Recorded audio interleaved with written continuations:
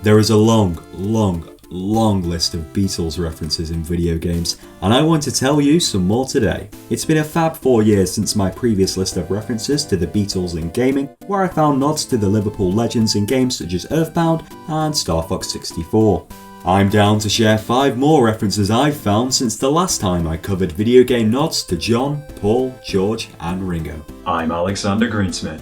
The first reference I'd like to talk to you about today is a long list of connections from Sega's signature series and a late Beatles classic. Let me take you on a magical mystery tour of character design. Dr. Robotnik's rename to Dr. Eggman is possibly a reference to the Beatles' 1967 tune I Am the Walrus. While it is quite ironic that I am looking for a meaning related to a Beatles song written for the sakes of being complete nonsense, I am certain Dr. Eggman is one big Beatles reference. Firstly, the Sonic the Hedgehog villain does kind of resemble a walrus. He's got a walrus mustache and collar that kind of look like tusks, and when it comes to the body type, both are sizable mammals, perhaps carrying a little bit too much blubber. Dr. Eggman's John Lennon glasses also cannot be ignored. However, the connection to the psychedelic pop song and Sonic's nemesis go way beyond appearance. In 2001's Sonic Adventure 2, Sega would then directly lift a line from I Am the Walrus into a song about Eggman.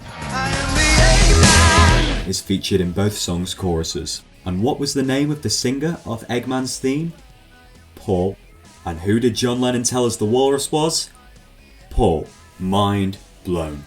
And I believe in our cursed year of 2020, the name has reached its full potential, as the most recent actor to play Eggman has actually released their own cover of I Am the Walrus. The Sonic the Hedgehog movie actor Jim Carrey had recorded in 1997 his own version, declaring I am the Eggman 23 years before he would play the character in the Sonic cinematic universe. And who was the producer for the session of that cover? Only Beatles producer George Martin.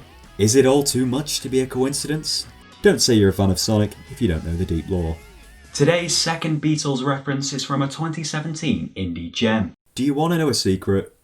I like YookaLaylee. I'm so tired of people berating this game because of Kickstarter disappointment. Particularly now as the sequel has helped disassociate the name from the Doom crowdfunding site. It's a 3D platformer packed full of content which, while doesn't fully live up to the game it's emulating, still is a pleasant romp loaded with British charm. Thanks to the tongue-in-cheek humour by the boys and girls of Platonic Games, completing the collectathon is made more satisfying, with humour being implemented in just about everything, including the game's achievements. And if there's 2 bits of audio I could only listen to for the rest of time, it's the sweet sounds of the Beatles and the instant gratification of trophies.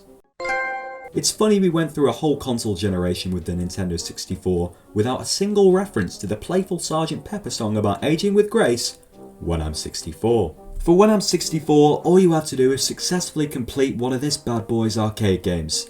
I struggle to pronounce his name, so just bear with me. Rextro?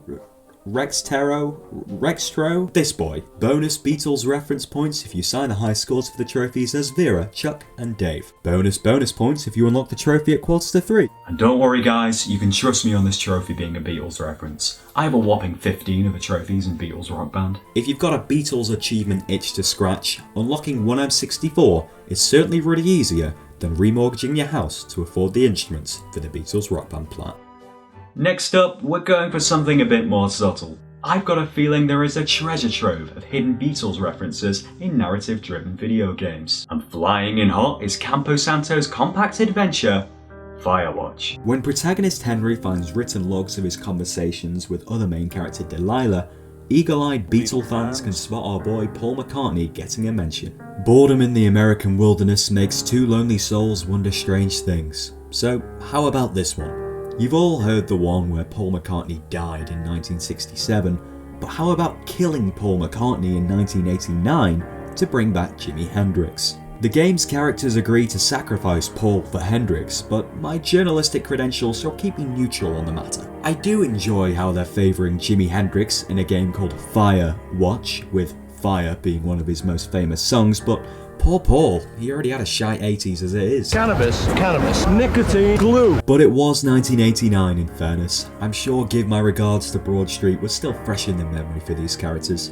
You know, that terrible Paul McCartney movie and album that even spawned a video game. But I think I'll save my thoughts for what goes on in that game for another day. The next Beatles reference is from the modern Wolfenstein series, starting with Wolfenstein: The New Order. In our real-world timeline following World War II, the Beatles only recorded 2 songs in German, Sie liebt dich and Komm gib mir deine Hand. But in this alternate universe, they recorded their entire discography in German and were forced to abandon their English roots. Die Käfer in German just translates to the bugs, and the Beatles were named after the bugs, the Beatles. How exciting is this on the internet? Introduced in 2015's Wolfenstein: The New Order, Die Käfer are rich with Beatles references, such as including a member with the name Johannes, which is literally the German name for John. The real-life Beatles had a misspelling and employed a musical pun, changing the double E in Beatles to B-E-A-T, as in beat, but I don't believe this misspelling has been taken into account here. You can find more about this fictional Beatles backstory with a single of theirs as a collectible in the game. When Die Käfer was formed by 4 Englishmen from Liverpool in Nazi-controlled Great Britain, they were faced with a choice: either start singing in German or face banning and detainment by the Nazi regime, perhaps fearing a revolution if the band sung in their native tongue. Die Käfer chose to adapt to the times. They changed their name and learned how to sing in German. Currently, they're touring Europe to promote their latest Das Blau U-Boot album.